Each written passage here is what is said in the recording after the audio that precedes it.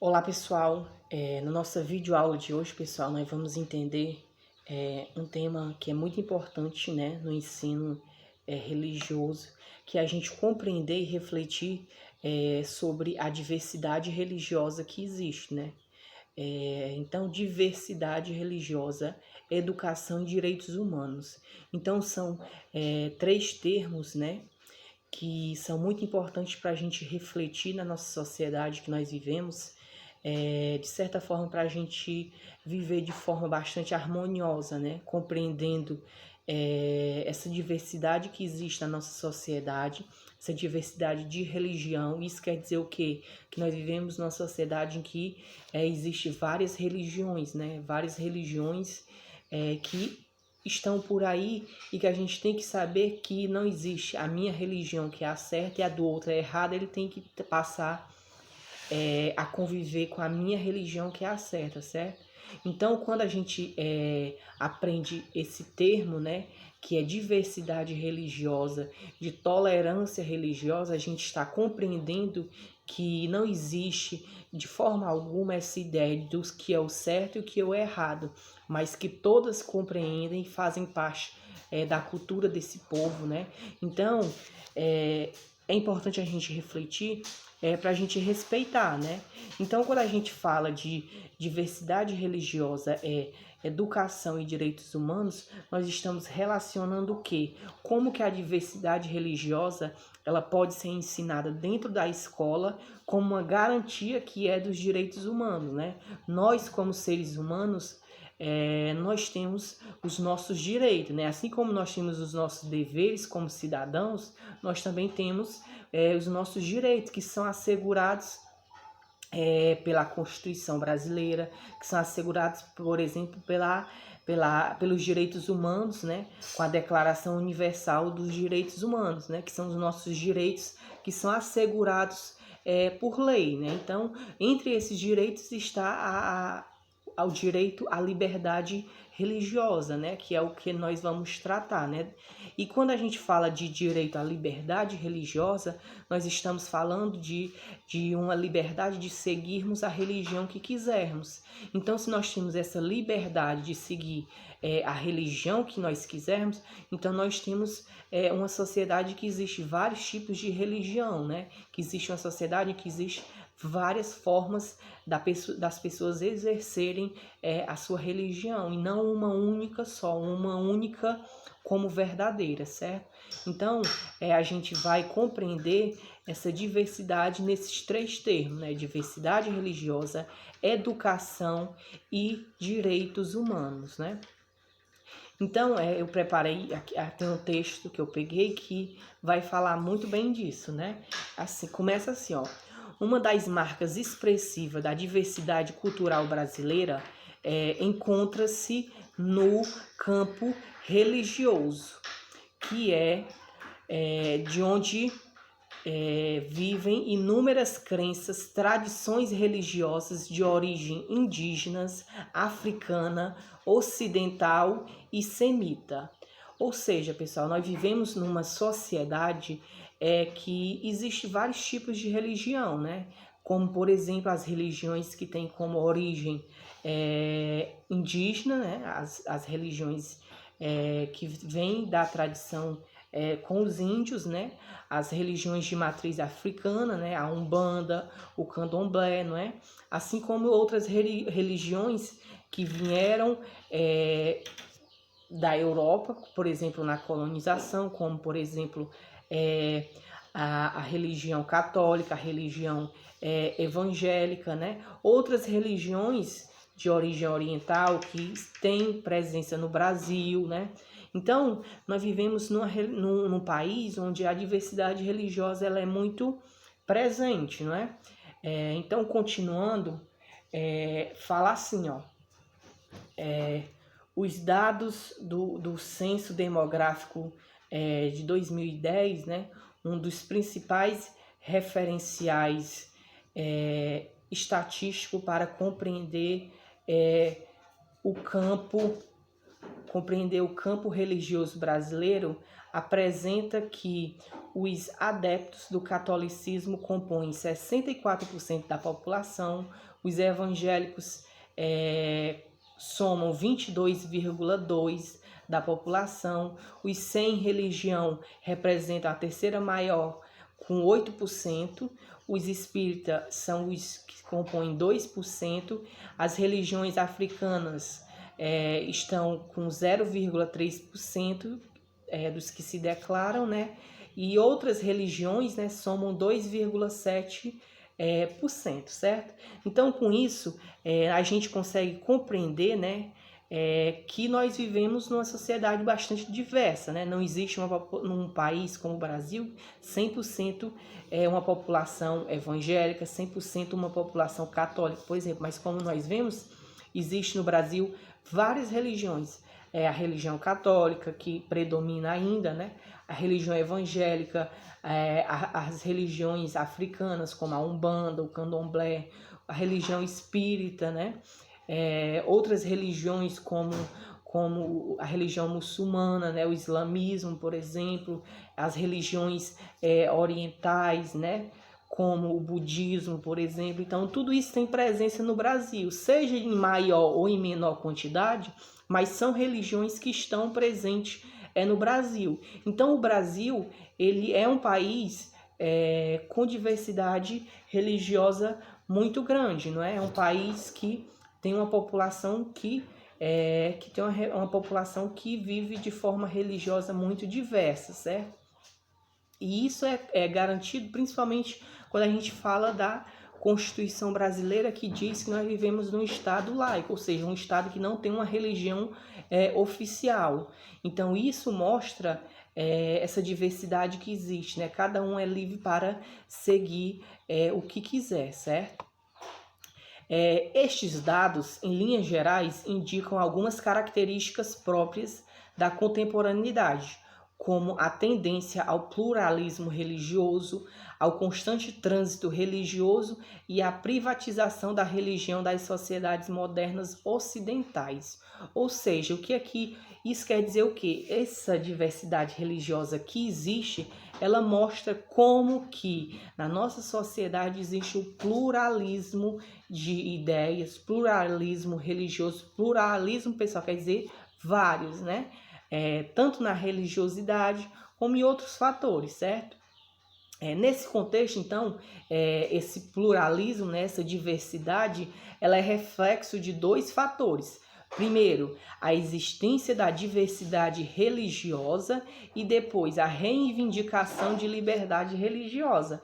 Então, o Brasil, no decorrer da sua história, passou por transformações com relação à religião, né?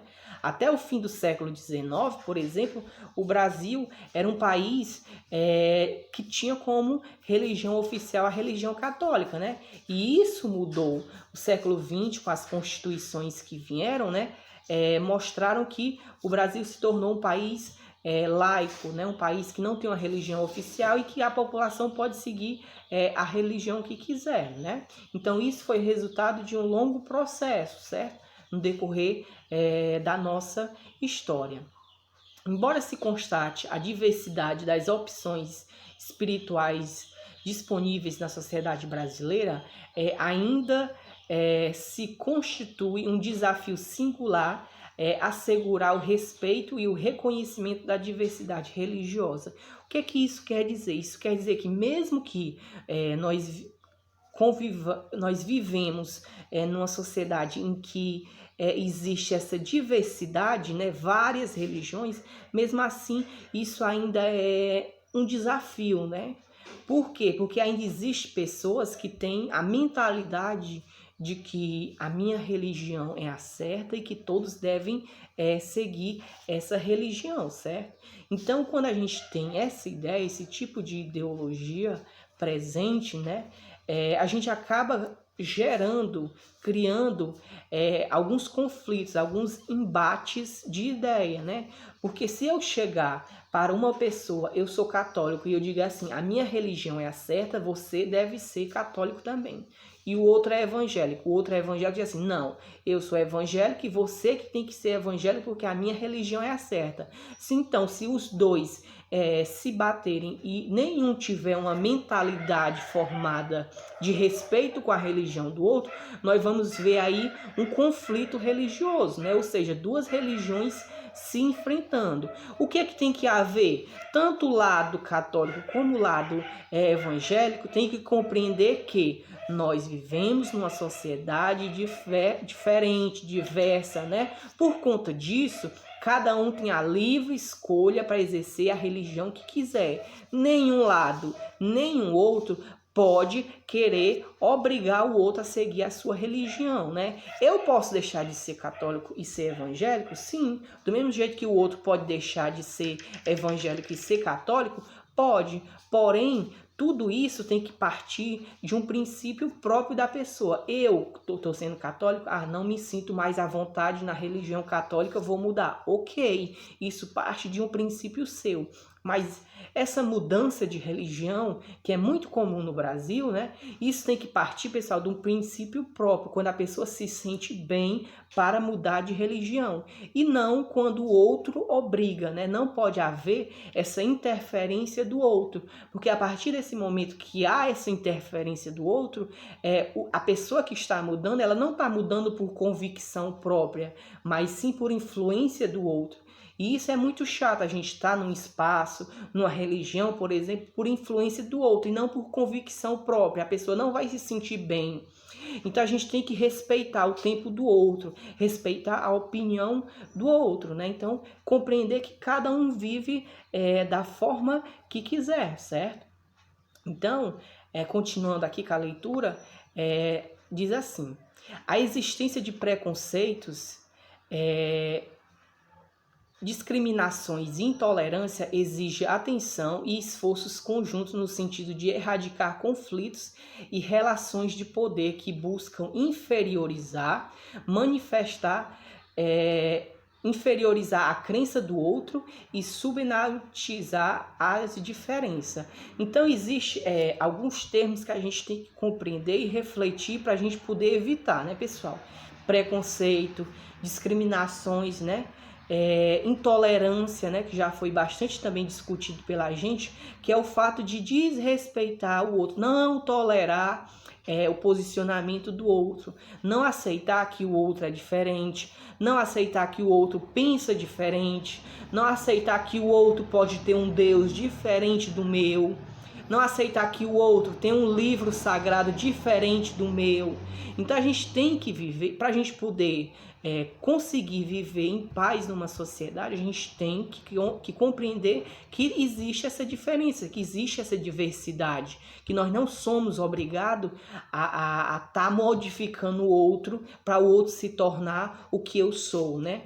O outro ele pode mudar? Pode, a partir do momento que ele se sentir à vontade para essa mudança, não é? Não eu influenciar a partir dos meus princípios, do que eu gosto, do que eu me sinto bem. Mas o outro tem que partir no seu momento, se ele se sentir à vontade. Se não, ele continua exercendo a religião que ele quer, do jeito que ele se sente bem. Então, é por isso que existe muito atitudes preconceituosas, né, de discriminação religiosa, né, por conta disso, porque as pessoas elas não têm uma mentalidade madura o suficiente para compreender o quê? Que nós somos diferentes, que nós temos religiões diferentes, cada um crê no que quiser. Pessoal, a gente tem que entender que ninguém pode viver obrigado, não. Nós vivemos no século XXI, num século de liberdade, ou seja, que a gente tem a liberdade de escolher o que quiser. E essa liberdade está principalmente nas religiões. Nós somos livres para termos as religiões que nós quisermos, né? Não pode alguém de fora querer nos obrigar a seguir determinados grupos religiosos, não. Nós temos que ter o nosso posicionamento do que é que nós queremos, do que é que nós temos como a nossa verdade. Se a minha verdade é seguir tal religião, pronto, eu vou seguir. Se o outro chegar para mim querer me modificar, eu recuso. Por quê? Porque eu já tenho a minha consciência formada, a minha mentalidade formada sobre a minha religião. Isso não impede, claro que no decorrer de um tempo eu possa mudar, não. Eu sou católico, porém, se eu no decorrer do tempo eu perceber que eu quero mudar, né? Isso pode acontecer. E o que não pode acontecer, né, é a gente mudar influenciado pela ideia do outro. A gente pode mudar, como nós, como seres humanos, nós estamos em constante modificação, né, transformação, né. Isso vai também no campo espiritual, no campo religioso. Porém, essa transformação tem que partir do nosso interior, tem que partir da minha vontade, do meu desejo de modificar. Se eu tenho esse desejo de sair de uma religião e ir para outra, pronto, então eu tenho essa liberdade. O que não pode haver é essa mudança, essa transição partindo da ideia do outro, certo? Quando a gente cria essa mentalidade, né, de respeito com o outro, nós estamos, de certa forma, tirando muito preconceito, muita discriminação que há.